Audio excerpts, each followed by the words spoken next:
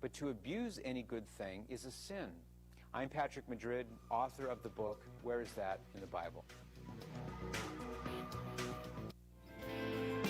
You're listening to the home of all things Catholic in Michiana. 95.7 FM WRDI, Napatee, South Bend, Elkhart. Welcome home to your family of faith.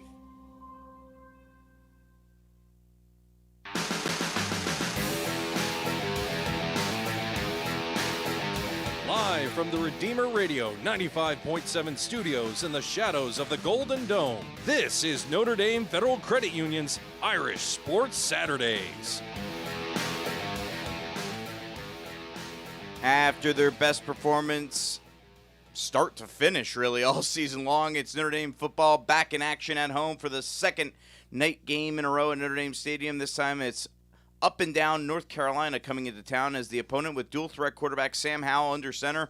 And big challenge for the Irish. They will have to defend UNC's offense without star safety Kyle Hamilton, who will miss tonight's game with a knee injury. Welcome Notre Dame Federal Credit Union's Irish Sports Saturdays. Notre Dame FCU, where you bank does matter. I'm Angel DiCarlo, so glad to be with you again this morning, joined as always by Kevin Downey with Ilya Glasman contributing on the other side of the glass. Notre Dame defeating USC 31-16 last week. If you're listening to us on Redeemer Radio, driving around, getting those morning errands, you can also watch us on YouTube and Facebook. One of our take it or leave it questions last week was, would Notre Dame lead start to finish, Kevin? And, well, we both said no. Ilya said yes. Ilya was right. Ilya was right. But we hadn't seen it before from Notre Dame this season. And they did, in fact, lead start to finish, kicking off the second half of the season in a positive way as they now enter tonight 6-1 and ranked 11th in the country. Your thoughts? Well, I guess USC's run defense was a little bit worse than I anticipated, which I do think helped because it didn't put as much pressure for the pass rush. But then to have that running game and to have Williams have such a great day, I think that helped them not just get the lead but also keep the lead. Yeah, I mean, look, in the second half of the season, we're going to get into this mix of, is Notre Dame better or are their opponents worse? And This is going to be that situation. And it's probably going to be a little bit of both, right? Because I don't know that, and Ilya, you could chime in on this, I don't know if USC is that much worse than Virginia Tech. I mean, they're in a dogfight with Virginia Tech, and I mean, certainly I don't know if they're that much worse than Toledo, obviously, or Florida State for that matter. Well, and it's kind of up and down. Like, look at North Carolina. They lost to, Virginia Tech. They lost to Georgia Tech. They lost to Florida State. I don't think you can go by who plays who, and I think it's almost it's a mixed bag. Old coach's deal, but back to just the game, right, on that you're playing then. Doesn't matter who does what. No, I'll say that North Carolina is probably going to be offensively, especially one of the most talented teams, if not the most talented team we play. I'm very certain that Sam Howell is going to be the best quarterback we face all year. I know we have Virginia in a couple of weeks, and they're very talented offensively, but they've also been up and down. I mean, everyone's been up and down this year. That's what it seems like. So for Notre Dame to really control the entire game last week wasn't all too surprising with me. I know USC's going through a lot of stuff with the head coach and all that stuff. That's a good way to put it. A lot of stuff. A lot of stuff, yeah. So, Notre Dame's just in a better place right now than USC, so it wasn't all too surprising. No, I think you're right, but the mention of, what to expect from North Carolina, if you get that good version of North Carolina, they're tough. I mean, I might surprise some people later on in the show. I'm just saying. I might surprise some people later on the show. Well, North Carolina is the only thing that kind of stood out to me, and I guess it's obvious, but in their 3 losses was the turnovers. There were some interceptions in each of the games that weren't bad throws, but really good interceptions. Oh, interesting. Okay. So it wasn't necessarily like a knock on the QB, but other people stepping up. All right, on tap on this morning's show, our featured interview with Chris Zorich, the former Notre Dame All-American, joins us to talk about the '88 National Championship run, a crazy story about his recruitment to Notre Dame and how he thought it was a lot farther than 90 miles from Chicago. And Lou Holtz's biggest regret in his coaching career. He recently shared that with Chris, and Chris relays that to us later in the show. Speaking of defensive lineman, Isaiah Foskey has been awesome. Yes. And what a key to success. We'll talk about him, and we'll hear from Isaiah as well coming up next segment. Does Notre Dame have a working offense finally with up-tempo with Jack Cohn and maybe some semblance of a run game? And you can also weigh in on our poll question, what happens tonight between Notre Dame and North Carolina? Just head to my Twitter account, @AnjDiCarlo, to cast your vote. Does not sound like any of you people are worried out there from the early votes that we've gotten. But let's start with the injury updates for the Irish. Good news, sounds like Chris Tyree should be back today after a battle with turf toe. Bad news, no Kyle Hamilton tonight. Brian Kelly seemed extremely optimistic post-game after USC. He said it multiple times when asked that he would play against North Carolina.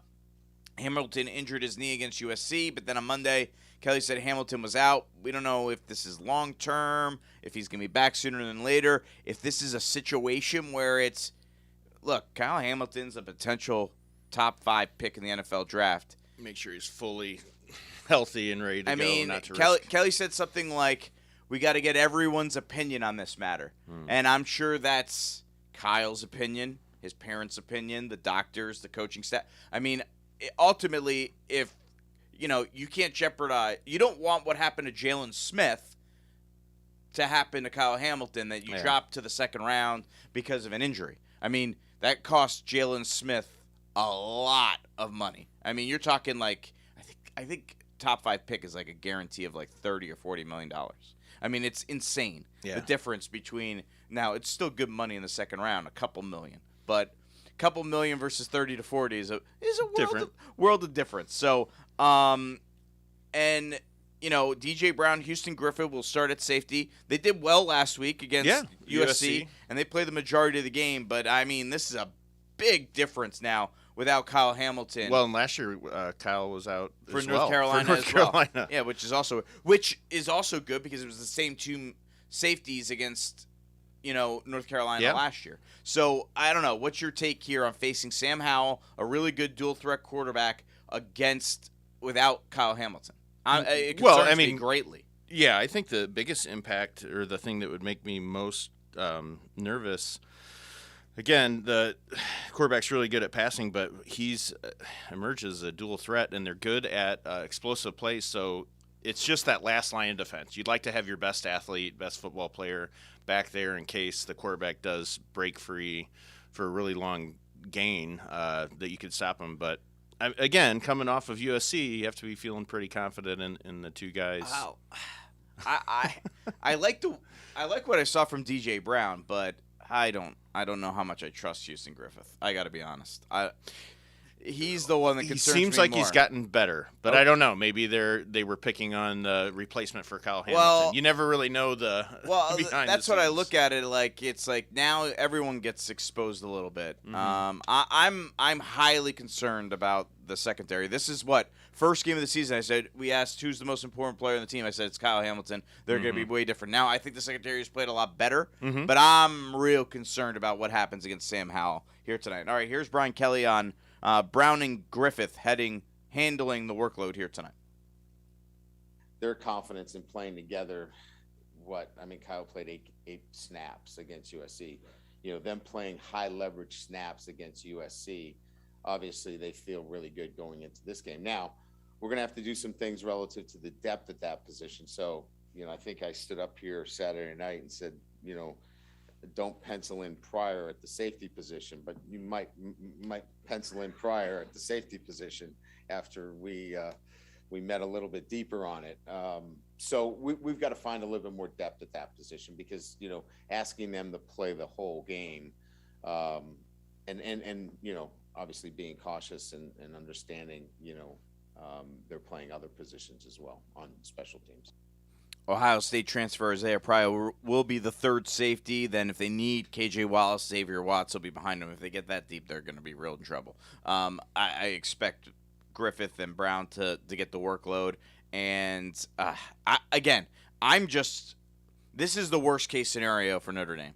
It's as Ilya mentioned, it's the best quarterback they're facing all year, and their star player is back. I mean, you talk about someone who can, and as you mentioned, Kevin, he's a dual threat. Yeah. So now you're maybe and we'll hear from Brian Kelly later in the show about how the dual threat aspect of Sam Howell changes the way they defensively have to match up, because they're going to have to go more zone, it sounds like, here tonight. So you're switching up your scheme a little bit to match up, and you're doing it all without your best defensive player. I got great concern here tonight on this. Well, and North Carolina is really explosive. They have a lot of plays over 20 yards. So, yeah, I mean, it's a challenge. But, again, you're coming off of those guys, the two safeties being out there and doing really well versus USC. I mean, we're looking at a shootout probably here tonight. Now watch it be 17-14. But it's always opposite. But, yeah. The other thing that'll help, too, though, and Ilya's been on it the whole year, is that the pass rush for Notre Dame is really consistent. So he was right. I was wrong on that one as well. Ilya, you don't have to chime in. We're just telling you you're right without you letting you even talk. So Thank you. There you go. All right, let's talk. Let's talk about the offense here in a second. And I think the offense is going to be fine tonight because North Carolina.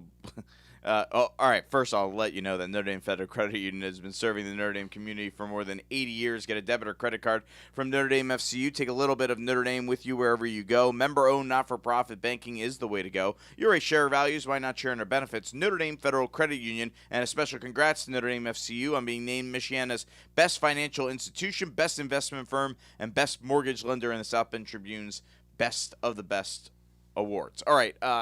Offense should have no problem tonight. If we thought USC's defense was vulnerable, North Carolina's may be even more vulnerable. There's a reason why they're 4-3. It's not their offense; it's their defense. Brian Kelly tried to build up their defense this week, saying they got a lot of athletes. They're really talented. Yeah, well, they've still given up a ton of points. I think. Well, let's start here. Jack Cohn. What did you like about what he did last week? I think getting the ball out quick. I think that again, having the run game helps a lot too, to be able to run the ball. I just think that they kind of found what they've been looking for. Even the left side of the offensive line, the left tackle, the freshman Joe Alt. Yeah, he's done really, really well. And Kristofic has done great at guard. I mean, that combination has worked out really well. Yeah. So.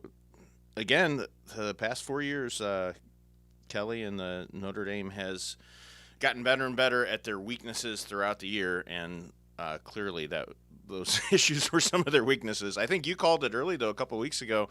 Why don't they just do kind of the up-tempo, offense that Cohn had success with at the end of the game, the whole game, and I think that's been a huge thing. I mean, I kind of asked it like a dumb question, like, am I stupid here? Like, yeah, no, you were right. They can do this, right? and yeah, so by the way, our take it or leave it last week was Cohn sacked 3 times or more, and I think both of you guys said leave it. You thought more, and he was only sacked once in the game. Yeah. So that's a great sign, and then our other take it or leave it was Cohn throws 3 touchdowns or more. He only threw 1. So it's not like he was lighting the world on fire in that regard. But he's 20 of 28, 189 yards, had 1 touchdown, 1 interception, and had 2 first downs rushing the ball. I mean, they're QB sneaks, but that's beside the point. Here's Jack Cohn on going to Tempo last week and what it felt like. I haven't really done that since high school, and I've obviously had a lot of success in high school with it. But, yeah, I think it just gets me in a little bit of a rhythm, get a few quick completions, and it gets me rolling a little bit. And additionally, the defense sometimes has trouble subbing and getting lined up and stuff, so that helps as well. You've gone through a lot of ups and downs, had good moments and bad moments here so far at Notre Dame. How do you maneuver through those things and sort of stay even-keeled through it all? I mean, honestly, that's what football is. I mean, nothing's ever going to be perfect. Football is a fun sport. I mean, I just try to have fun throughout it, just focus on the next play, next opportunity. And to be honest with you, this is a dream come true to be able to come play here, so I always have great perspective. And I'm just so happy to be here and be able to play here. Kevin, you've been on the Drew Pine bandwagon. Yeah. Are you sold that Jack Cohn is the right man for the job right now for the rest of the season? It almost doesn't matter what I think. Clearly, Brian Kelly likes Cohn. And I thought, I thought of the impact. This was funny, but as the game was wrapping up last week, I thought of the impact going into the game, what's it going to do for recruiting for quarterback if you have freshman, sophomore, you got the grad transfer, you choose to go with the grad transfer. Maybe Kelly's even thinking more in depth that he's just looking for the next great grad transfer. I mean, Notre Dame could be a great grad transfer place. Yeah, I don't know. I think it's Buckner's land next year for sure. All right. I think it's Buckner or bust in 2022. Is that what year it is next year? I can't even keep track. It's crazy. All right. Clearly he's the guy I mean, for Kelly, so it doesn't matter. Well, and we said the other take it or leave it was, does he start the rest of the games this season? You guys both said, yeah, it's going to happen. And I was not sure because, look, a lot of stuff can happen. And Brian Kelly does have well, look, he'll guys, change quarterbacks. He's not against that. Cone could throw 2 picks and get sacked 4 times in the first half, and Pine's in the game starting the second half tonight. This can switch, like that. We know that's a possibility. But as you mentioned, O-line's playing better. Yep. Run game's better. USC's front 7 stinks, so that helps. Kyron Williams, 25 carries, 138 yards, 2 touchdowns. Also caught 6 passes for 42 yards. I think that was a huge, just to get him as a receiver out of the backfield. He's a great player. Use him. Yeah, and they were getting him some openings to run the ball. And a lot of his runs were where he breaks out and it's him versus a cornerback, and he's going to win most of the time. Yeah, but he's got to get out there first. I feel like the first 4 games he had to jump around a couple guys just to get outside a little bit. So Kyron's been great, and he had to fill in. And not fill in. He's the starter, but he had to take on a bigger load last week with Chris Tyree out. Here's Kyron Williams on the improvements on the offensive line, followed up with him talking about being asked to run a lot more with Tyree out, and then BK on Kyron. It's that mindset, that identity that we, as an offense, that we always knew we had. We just had to find it. So, as you said, Virginia Tech and this game at USC, you can really see it starting to come along, and you can see guys are making blocks, pushing the line of scrimmage to make it easier for us as running backs to hit a hole and make explosive runs. So, like I said before, shout out to old linemen for working hard, knowing what mission they have to do, and accomplishing it. And then we heard Coach Kelly just a couple minutes ago tell us where they kind of had a sense they knew you were going to ride you this week. What was your mindset coming into that, and just kind of knowing you might have that kind of workload? Yeah, I don't ever shy away from that. The more on me, or the more on my back, for me, I like it more. So I just knew that I had to come in with the mindset like I do every game, is just dominate and don't be stopped by nobody. So just being able to do that, and it being a rivalry game, it just intensified that mindset more. He plays with such an energy and an edge, right? That it's hard not to pass that on to the entire group. And boy, I mean, I don't know. There's maybe Theo Riddick, had a similar kind of vibe to him where, Theo played like that. He played physical. That kind of rubbed off on the group. That's the guy that he reminds me of. Yeah, he plays physical. He'll get in there. He'll do that big block. He'll pound. He'll hit you before you hit him, and then he's so charismatic. Like, he walked in post-game, he's bringing the game ball in, he's smiling. He tries to put it on the front of the podium, and he's like, I got the game ball, everybody. I'm going to put it right here. You can feel the energy. Yeah. And that combination, Kevin, you were a coach for a long time. When you have a player like that, like BK said, that does rub off on the rest of the guys around him, right? Yeah, well, his attitude, but then his play in the field. I mean, he does everything, but he's explosive. I mean, you never know if he can, take a little bit of a run and make it a big one for a touchdown, which is huge. And again, plays off that emotion, especially if he's a super positive guy. Like, yeah, it's like he leads by example in every aspect. Mm-hmm. You know what I mean? Like, I don't know. He's not always positive out there. He'll be chippy too. But yeah. But he's bringing an energy and a charisma that helps in a major way. I expect him to have another big game tonight. What do you think? Oh, I think he can for sure. North Carolina's defense is really inconsistent, and I guess his energy level and playmaking ability is huge because I mean, look, the other people are stepping up, so that we know Mayer's good, but the wide receivers now, they're more of a threat. Yeah, I think it's really coming together for him. All right, Brian Kelly gives his take on Sam Howell and how Howell, say that 3 times fast, and how Howell developing into a dual-threat quarterback affects the way Notre Dame must adjust to him. And what a great guest this week as I chat with Notre Dame All-American Chris Zorich. And up next, defensive lineman Isaiah Foskey is having a breakthrough year. Why? He gives his take on what he's seeing. Hint. Notre Dame Federal Credit Union's Irish Sports Saturdays is back right after this. We know you like football, so do we. We're TireRack.com, and this is our version of a 2-minute drill, except it's only 30 seconds. TireRack.com has an enormous selection of tires. Not sure which ones to buy? Use our tire decision guide to find the right tires for your vehicle and the way you drive. Then get them shipped fast and free on all orders over $50. Shipping is in as little as 1 day, free. TireRack.com ships to independent, recommended installers. TireRack.com, the way tire buying should be. Touchdown! Indiana Physical Therapy is your choice for physical and occupational therapy. We treat all walks of life, from peewees to professionals, Olympians, and those in between. Schedule at one of our 21 locations without a doctor's order. We accept all insurance plans and have the highest credentialed and most reputable staff. Open 7 to 7 to schedule the same day you call. Indiana Physical Therapy. Call 260-209-2464 or visit indianapt.com, where people go to get better. Tom's Car Care Center in South Bend is about a lot more than oil changes and car washes. Parishioners at Corpus Christi Church, Tom's Car Care Center is family owned and operated and has served our community since 1988, and we thank them for proudly supporting Redeemer Radio. So stop in for an oil change, grab a sandwich or coffee while you wait, and drive off with a car wash to have your car looking new again. Tom's Car Care Center, the Coffee Spot Cafe, and the Waterworks Car Wash, located at 3201 Sugar Maple Court in South Bend. Hi, this is Tony Catanzarite of Catanzarite Financial Services. If you'd like help planning your financial future, contact me at tony@catanzaritefinancial.com. This message isn't about my business. It concerns something far more important, uniting our country under God. My father and mother, Joe and Mary Catanzarite, lived their lives based on love of God, family, and country.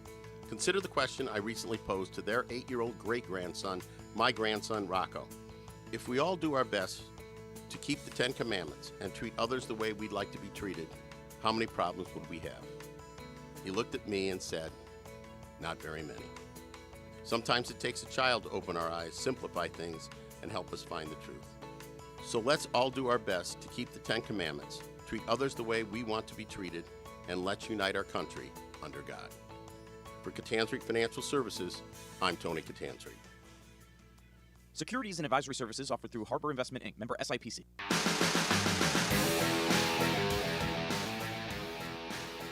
Shout out to our 4 Catholic high schools in the Diocese of Fort Wayne, South Bend, all victorious last night, and will all play for sectional championships next Friday. Dwenger defeating Fort Wayne North 10-7. St. Joe over Kankakee Valley 21-0. Marion over Tibby Valley 29-0. Lures over Prairie Heights 44-7. Still have to make a decision on the South Bend side of which game we're broadcasting next week, but I'm leaning towards St. Joe New Prairie for the sectional title in 4A, since we were with Marion getting a big shutout win over Tippy Valley last night. But we'll have that announcement later on this weekend or on Monday on social media, officially what we are doing for our game broadcast this week. All right, Angel DiCarlo, Kevin Downey, Ilya Glasman back with you here on Notre Dame Federal Credit Union's Irish Sports Saturdays, getting you set for Notre Dame and North Carolina. Kevin, Isaiah Foskey's been awesome. Leads the Irish in sacks with 8 tackles for loss, 8.5. His 8 sacks is 3rd in the country right now, and he's closing in on Justin Tuck for the all-time sack record, which is 13.5, set in 2003. Just your take on how well Foskey is playing. Well, he's obviously athletic, but I think the thing that's made him improve is just simplification. Like his pass rush has really improved, and I think it's just the again, Leah was right. The defense is coming together. I mean, some of the stats are really impressive. Him leading the sack thing, but then also they have 16 takeaways this season, which is tied for 8th nationally. 8 different players have recorded interceptions. I know that, early in the season it didn't feel like they were rotating a lot of defensive linemen, but now it seems like the rotation is full bore. Like, lots of different people are stepping up, and there's lots of fresh bodies. So, yeah, it seems like it's coming together, but he's definitely kind of that energy that you said for offense with Kyron. Then he's, anytime you can sack somebody, that's going to change the game now that it's such a passing-oriented game. Well, on pretty much any other team, he would be considered your best defensive player. It's just that when you have Kyle Hamilton, it's kind of hard to avoid that. Here's the thing, and you mentioned the turnovers. Foskey's been a part of 5 of them. He's forced 3 fumbles, and then he's recovered 2 others. Here's the obstacle for Notre Dame. You may not get him back next year. He's playing so well. And he was asked this week, and usually when guys are asked, hey, you thinking about the NFL? It's like, not worried about that, man. I just want to play focused. I'm focused on the season. We'll worry about that. And Isaiah was like, I think about it, but I'll let the season play out and see where it takes us, because he could have a bad second half of the season. Yeah. He could have an injury. He could go lights out, and it's a no-brainer to go. You know what I mean? You might as well wait, get the evaluation for the advisory committee, and go from there. So what's been the difference for Isaiah Foskey this year? Well, here's Isaiah Foskey answering that question. A little bit with the vision, because I'm playing a little bit of linebacker now, and it's opening up my eyes, and having my eyes laser on. I was trying to focus on this year with block destruction and getting offensive tackles or offensive guard, whoever's trying to block me, hands off of me faster. And that goes in with the pass rush, and that's what I was really trying to focus on trying to do. And now I'm using a long arm a lot more. If I got longer arms than, not all offensive tackles, but most of the offensive tackles, I'm using that more often. And that's just something that goes into the pass rush, and I feel like that's what I was going into the season trying to accomplish, and I've been doing so well right now. Yeah, it's working. It really is, and I think he's going to be a key tonight. We talk about with the secondary being down without Hamilton. I think you're right. I mean, I think they need Foskey to pick it up even more, bringing that pressure on Howell, and maybe not letting him escape that pocket as much too in the rush aspect, because that combination could be dangerous. All right, it's by the way another night game. Were we able to see on TV how good the atmosphere was? I mean, because it was pretty good live. It was good. I actually took my 2 oldest girls and went to it. You were at the game. I didn't realize. It's a fan in the stands. It was exciting. What was that? So what was that experience like? Honestly, I was impressed. I mean, every third down, everybody was standing. It wasn't, the knock that you usually get with an older crowd just sitting there. I guess now I'm part of the older crowd, so maybe it's a little bit easier. Not quite that older crowd, yeah. And those watching on Facebook and YouTube, we got a picture here of pregame when they kind of dipped the lights a little bit and everything like that. I thought the transition to the fourth quarter was awesome. Yeah, especially when they totally knocked down the lights. Yeah, and I was like, whoa. That's pretty good. So they keep that up. I don't know if it'll have the same energy tonight because it's North Carolina, not USC. It is a night game, but I think they'll do it again. I think the fans will be really into it because they should be anticipating that moment. And I know Ilya will be in the stands tonight, so he'll get to experience that in the stands. I'll be in the press box. It's still cool from there as well, so I'll enjoy that as well. All right, coming up, it's our game day sprint as we look at how Notre Dame defends Sam Howell without Kyle Hamilton. But up next, my conversation with former Notre Dame All-American Chris Zorich. You won't want to miss it. Notre Dame Federal Credit Union's Irish Sports Saturdays returns after this quick timeout. Do unto others as you would have others do unto you. The golden rule. When you schedule a financial checkup with Notre Dame Federal Credit Union, our people will be helpful and honest and kind. They will look for ways to save you money, and when your checkup is complete, they will send $150 to Redeemer Radio. For more info, visit NotreDameFCU.com/elevate. You already share our values. Why not share in our benefits? Notre Dame Federal Credit Union. Support for programming on Redeemer Radio is provided by the DeNicola Center for Ethics and Culture at the University of Notre Dame.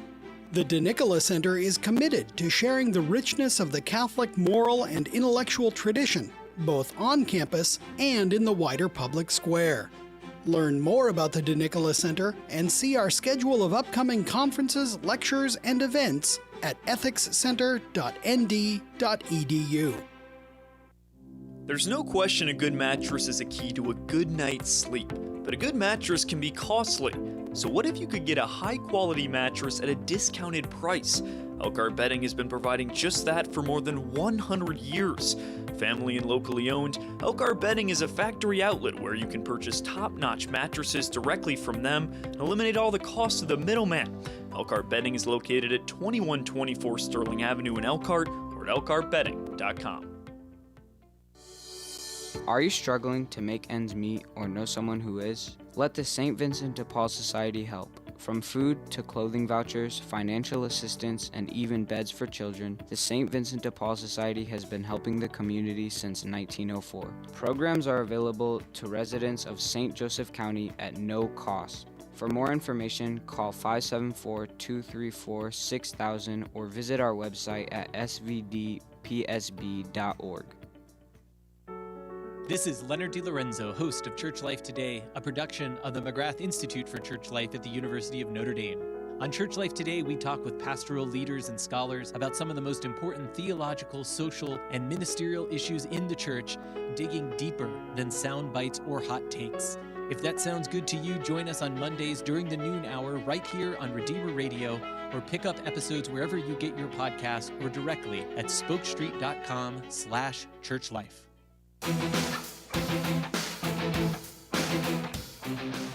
Big thank you to Tyrac for all their support of our internship program that we run with students from St. Joseph and Marian High Schools here in Michiana. The students receive practical college-level internship experience. Helping out with our broadcast of high school football wouldn't be possible without the underwriting support from the folks at TireRack. More tires, great prices. Visit TireRack.com. Last week, our featured guests were Blake Wesley and J.R. Knesny. Last night, Notre Dame men's basketball exhibition game over Nazareth. They won by 40 points. Wesley had 11 points in 21 minutes. JR had 4 points in 18 minutes. They were the first two guys off the bench. They were number 6 and 7, so it's good to see. So our weeks go polar opposites, Kevin. We go from the future Notre Dame stars to a past Notre Dame great. And I know Chris Zorich is our featured interview. I know he's one of your all-time favorites from when you were younger. Yeah, definitely. I was, 88. So I was like in junior high. So I really, really looked up to him, and I played defensive line like him. And yeah, no, he's awesome. You mean you also played defensive line, not like him? I don't know. I was pretty tough as a player. I was all right. All right, fair enough. Zorich, of course, playing at Notre Dame from 87 to 90, starting defensive lineman on the 88 national championship team, All-American. Then after that, as a junior and senior, went on to play in the NFL for the Bears, college football Hall of Famer. Just really a great conversation about being part of Notre Dame's last national championship team. What Lou Holtz says is Lou's biggest regret from his coaching days, and also a great story. You may have heard it before, but it's always worth listening to. Chris about his recruitment from Chicago and how he thought Notre Dame was really far away, and I mean really far away, oceans away, if you will. Here's my conversation with Notre Dame legend Chris Zorich. All right, buddy, good to hear from you again. It's been a bit since we last talked. Can you believe that it's now more than 30 years since your playing days at Notre Dame ended? It's very scary. I think about that all the time. It's one of those things where it's good in a sense, but also frustrating because Notre Dame has not won the national championship since then. And I'm sure if you talk to the guys from my era, that's literally all we talk about is, when is it going to happen again? And it's nice to be the last one. I just didn't think it was going to take 30 plus years for this thing to kind of, someone kind of take the responsibility and take the reins. Yeah, it is crazy to think about that, and I imagine you guys thought you were going to get it the next year in '89, and we can talk about very true. We could talk about that, but Coach Holtz always joked that, not joked, I think he was serious, that he thought the '89 team was better than the '88 team. But actually, let's go there. Let's just go right into it. Was '89 better than '88? Outside of the tremendous senior leadership that we had in '88, and you talk about something like Frank Stams, Andy Heck, Mark Green, Wes Pritchett. I mean, these are individuals that really kind of saw kind of the dark ages of Notre Dame football. They were there with Faust. They were there when they got beat 58-7 by Miami. So that leadership really kind of carried over to the 88 year, where we had a lot of young guys who knew nothing about kind of the history that they had with Miami or these other teams that really kind of dominated Notre Dame for years. It was great in the sense that they had tremendous leadership, and that's the reason why we won in 88. And everybody said, hey, we were supposed to win in 89. We came up with that one game short. But it's really interesting. This is kind of 30 years later, and on my podcast, I had Coach Holtz on. And out of the blue, he just said, hey, I'd like to talk about the one thing that I regret during my college coaching days. And I'm like, wow, what was that? I'm kind of stunned. And he was like, Chris, it was that 89 Miami game. And for those folks who may or may not know, Miami won in 87, the national championship. We won the national championship in 88. And we were actually number one going into that Miami game in 89. And we had this reputation of being kind of this aggressive, kind of, we're not going to back down. And of course, Miami kind of taunted us. And so we got like a couple skirmishes before the game. And Coach Holtz brought us in the locker room and he said, if you guys get into another fight, I'm going to resign. And so, we're kind of like stunned, like, what? Like, you're kidding me. And so we actually went out after his speech, we were really flat. And we kind of needed that kind of that aggressive attitude, which he had taken away. And he apologized to me and the whole team on my podcast. And I was like, wow. So I sent it out after the podcast was over. I sent it out to all the guys that it was so interesting to kind of see his perspective then and now. And he was even saying he was under a lot of pressure from the university because, again, we were kind of a different type of player, different type of team than they had in the past. And, we weren't going to back down. And we wound up getting into a lot of fights. And Sports Illustrated at one point called me the meanest player in college football.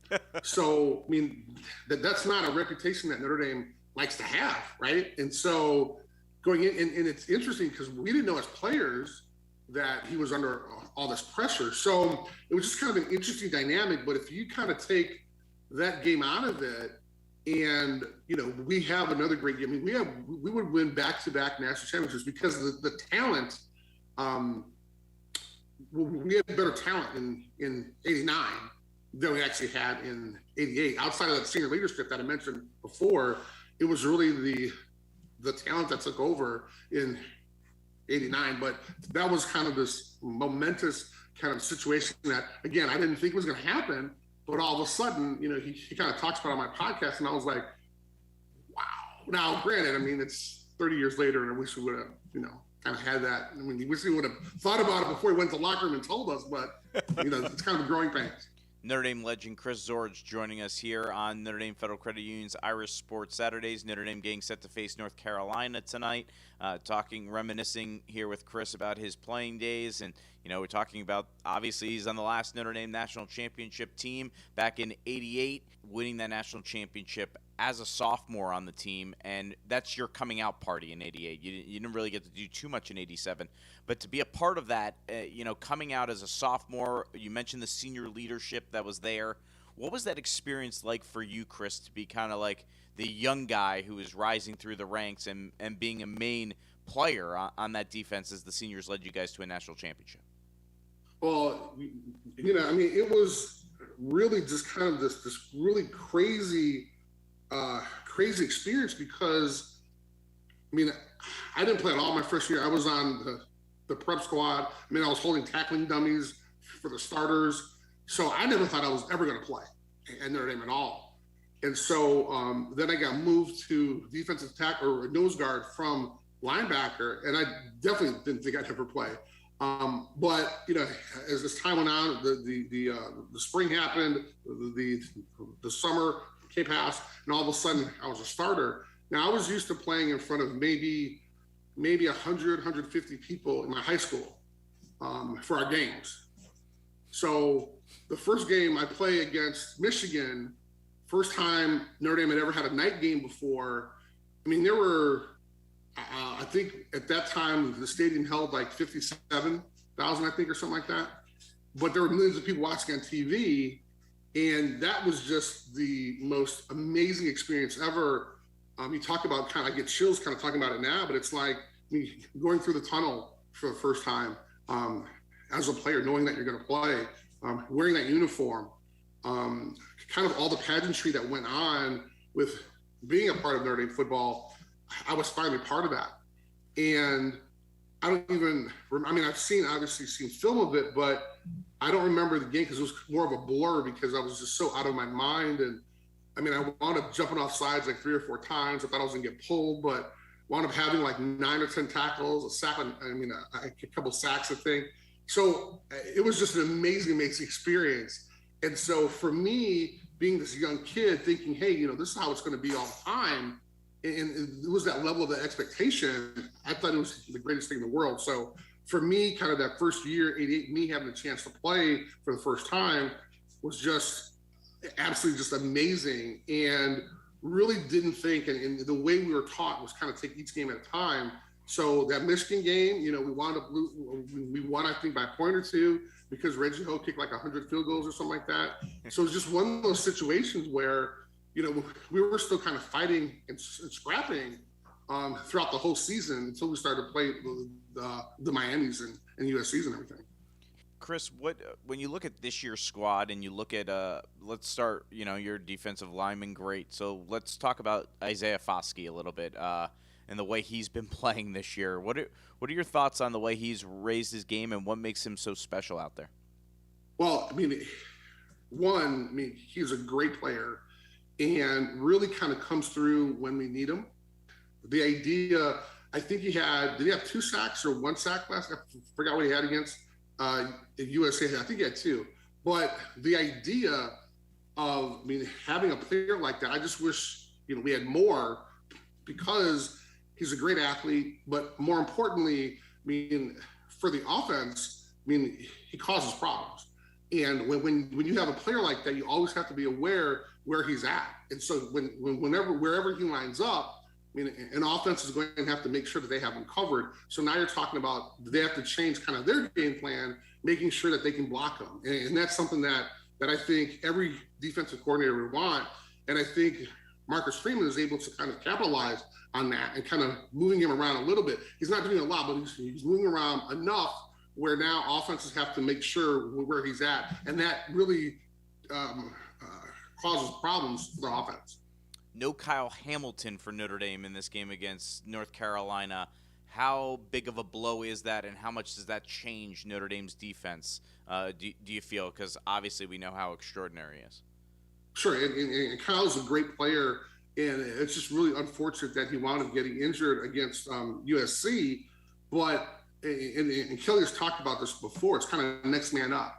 And when you look at the guy, and I forgot his name, who replaced him, DJ Brown. He wound up making some great plays, and so it's great that now at an important position, we have individuals now when someone goes out, you have a player that can come in, and there really isn't that much of a step down from the person that was starting. And so I think it's going to be a huge loss, but I think it's one of those situations where you always talk about kind of how tough you are and what that leadership is like. And oftentimes I think about how the test for a true leader is what happens during adversity. And when you have an individual like Kyle who's not going to be there, who's going to step up and who's going to make plays. Notre Dame legend Chris Zorich joining us here on Notre Dame Federal Credit Union's Irish Sports Saturdays. What made you choose to go to Notre Dame in the first place, Chris? You mentioned being recruited by Miami. I'm sure you had a bunch of different offers. What made Notre Dame the right fit for you? So it's a really interesting story, and I don't know if you've heard this before, but when I was being recruited, I came from an area where college really wasn't a thing where I grew up, and it was a big deal if you graduated from high school. So no one really ever went to college. And so when Kurt Schottenheimer, he was the linebacker coach for Notre Dame way back when he came to my high school, he asked me how I'd like to attend Notre Dame. And my neighborhood on the southeast side of Chicago is about 90 miles from Notre Dame, and you jump on the Skyway, you're right there. But I didn't know that. And so he asked me, it's like, I would love to, but my mom doesn't like to fly. And he kind of looked at me a little strange. What do you mean your mom doesn't like to fly? And honest to God, I said, there's no way my mom would fly to France to see me play. And he kind of looked at me and said, France? And I was like, well, yeah, you guys got the hunchback guy in the little church, right? And he was like, whoa. I'm sure he looked at the file like, and he probably put a big X there. And he's like, this kid doesn't even know where Notre Dame is. He was like, well, actually, son, we're only 90 miles away. And I was like, really? But again, I didn't know, right? So he left a media guide and left some other information. So I just devoured that information. And one of the things that stood out for me was the importance of academics. And at that time, the graduation rate was 98.98. So my options were either going to be going to Notre Dame or going to Northwestern. And I didn't realize how important it would be for me to be so local. Obviously, Northwestern is in Evanston. It's actually probably just a little bit closer than Notre Dame was for my neighborhood, but it was close. And my mom had a chance to kind of come to every home game. So that was important.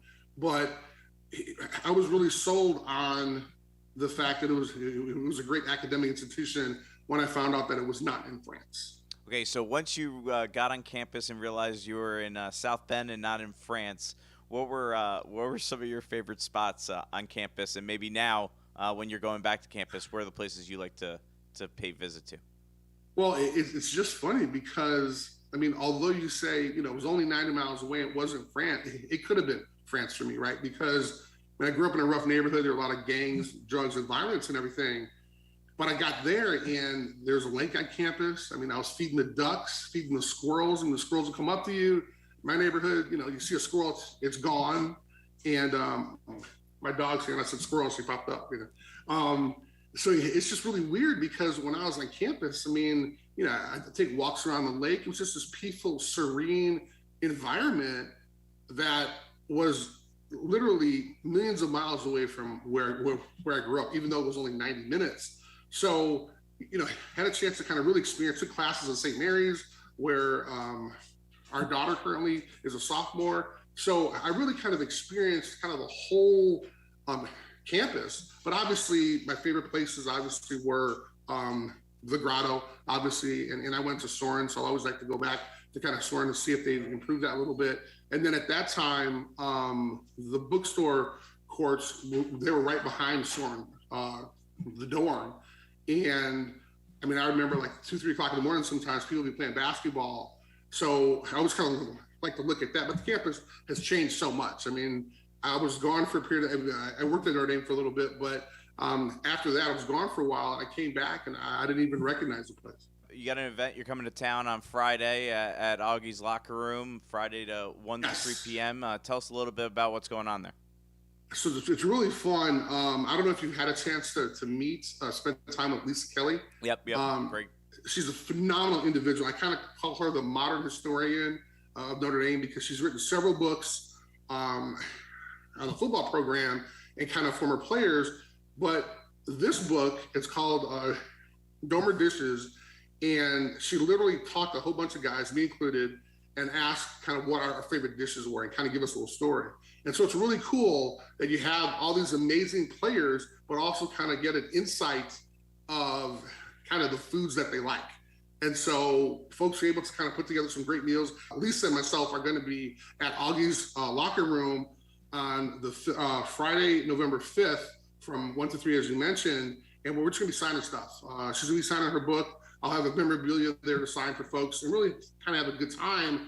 But it's great because it's so cool. I don't know if you've ever been to Augie's Locker Room before, but that place is like a museum. You can walk in there and you can buy things like from the era You can find a lot of really unique memorabilia that a lot like eBay doesn't have. A lot of these places don't have. I mean, he even has like a Lou Holtz doll. Like, I was like, what are you kidding me? I didn't know they made a doll for Lou Holtz. I mean, I spent so much time in South Bend, so it kind of allows me to kind of hang out with the fans in South Bend.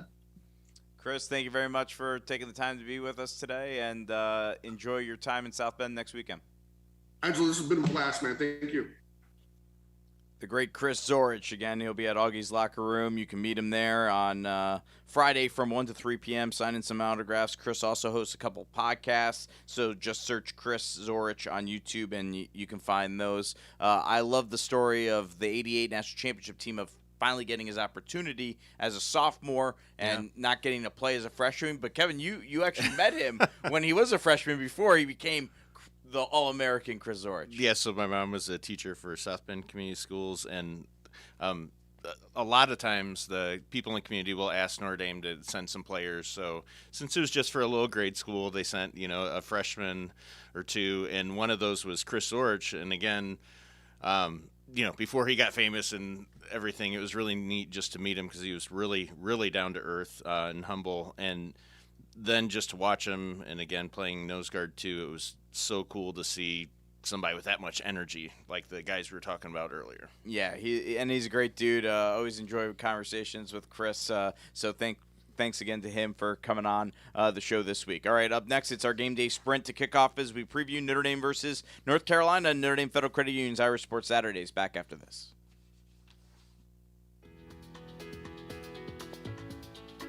Did you know that 1 in 5 Americans will develop skin cancer by the age of 70? Skin cancer is the most common form of cancer, and it's mainly caused by sunshine. And even though the sun only seems to be working part-time now that cold weather's here, you may still have skin cancer developing in areas of sun exposure. If you notice a spot that looks different than anything else on your skin, or a non-healing sore that lasts more than a month, see a dermatologist. Such areas could be skin cancer. I'm Dr. Tom McGovern, skin cancer and reconstructive surgeon practicing at Fort Wayne Dermatology now for over 20 years. I've treated over 30,000 skin cancers with Mohs surgery, an outpatient procedure that provides a 99% cure rate for new basal cell skin cancers.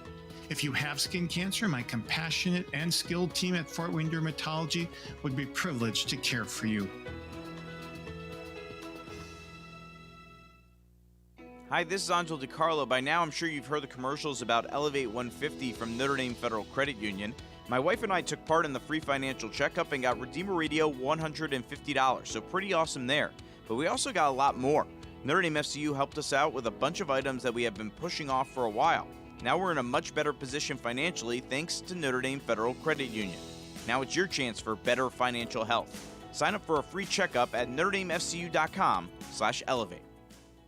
We know you like football, so do we. We're TireRack.com, and this is our version of a 2-minute drill, except it's only 30 seconds. TireRack.com has an enormous selection of tires. Not sure which ones to buy? Use our tire decision guide to find the right tires for your vehicle and the way you drive. Then get them shipped fast and free on all orders over $50. Shipping is in as little as 1 day, free. TireRack.com ships to independent, recommended installers. TireRack.com, the way tire buying should be. Touchdown! Are you feeling sandwiched between caring for aging parents while still raising children? If so, join me, Chris Godfrey, every Monday during the noon hour for the Sandwich Generation. Every week I'll have conversations with experts and friends on this important calling. Being sandwiched is a great opportunity for growing in our friendship with God, so tune in for advice and inspiration every Monday during the noon hour, or listen anytime at spokestreet.com/sandwich.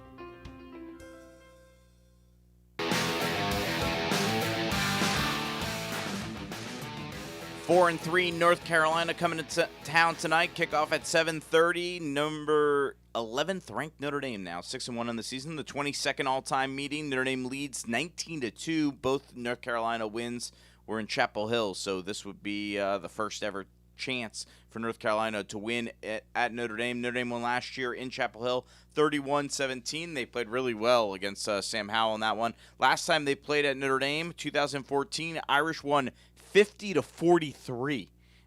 Maybe it's going to be like that again. Mac Brown, the head coach at North Carolina, former mentor of Brian Kelly's when Kelly was at Grand Valley State, so they have a long history together. And as we mentioned, North Carolina's kind of been all over the place this year. Lost to Virginia Tech, beat Georgia State, beat Virginia by 20. They scored 59 on Virginia. Lost to Georgia Tech, beat Duke, lost to Florida State, beat Miami. So they're really all over the place. And the big story again, no Kyle Hamilton tonight. Sam Howell has developed into a dual-threat quarterback. It's kind of interesting to see this, Kevin. He was always known as a passer, and now he can run the ball. He's averaging nearly 100 yards a game on the ground. Well, and he's getting more and more dangerous as the season goes. You can see him progressing and getting better at the actual called quarterback runs, too. So not scrambling around, run around when a pass play breaks down, but when they're designed for him.